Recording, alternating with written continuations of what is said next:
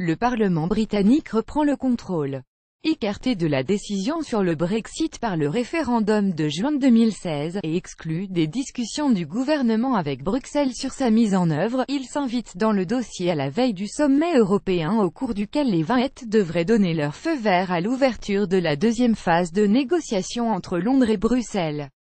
Le Parlement pourra non seulement s'opposer à l'accord que le gouvernement espère conclure avec la Commission européenne sur les futures relations qu'entretiendront l'île et le continent après la sortie du Royaume-Uni en mars 2019. Mais il pourra aussi contraindre la première ministre Theresa May à le renégocier avec Jean-Claude Juncker. Reste à savoir si les 20 accepteraient, rien ne les y oblige, souligne Nicholas Evans, avocat chez Bertram Dyson Bell, un cabinet spécialisé dans la veille politique. Ils ont ainsi refusé de renégocier un accord avec la Suisse, quand elle a voulu réduire la liberté de mouvement. C'est en tout cas un camouflet politique pour Theresa May, qui devra se justifier ce jeudi à Bruxelles devant les 27 autres chefs d'État et de gouvernement de l'Union. Le risque est réel de voir le calendrier du Brexit dérailler. Cela pourrait intervenir à un moment très tardif du processus, ce qui pourrait nous empêcher d'avoir la sortie de l'Union européenne ordonnée et en douceur à laquelle nous aspirons, avait averti la première ministre avant le vote des députés. Bataille homérique. Le gouvernement a été rattrapé par la bataille homérique qu'il livre depuis plusieurs semaines avec les députés de l'opposition travailliste mais aussi avec ceux de son propre camp, les conservateurs pro-européens montrés du doigt comme des « rebelles Tories » sur le « Repeal Bill ».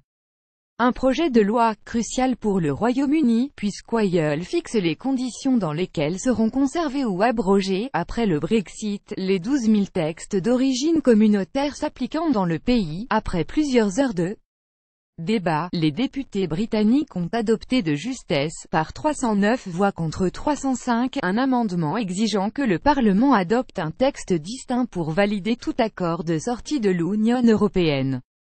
Cet amendement déposé par le conservateur Dominic Grieve, ex-ministre de la Justice, a de quoi embarrasser Theresa May.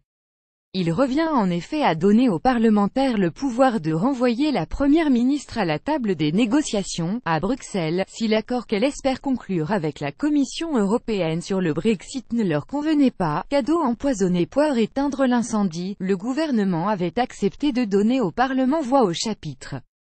Mais seulement en lui donnant la possibilité de retoquer l'accord, au risque de laisser le pays dans une situation de « no deal » avec Bruxelles.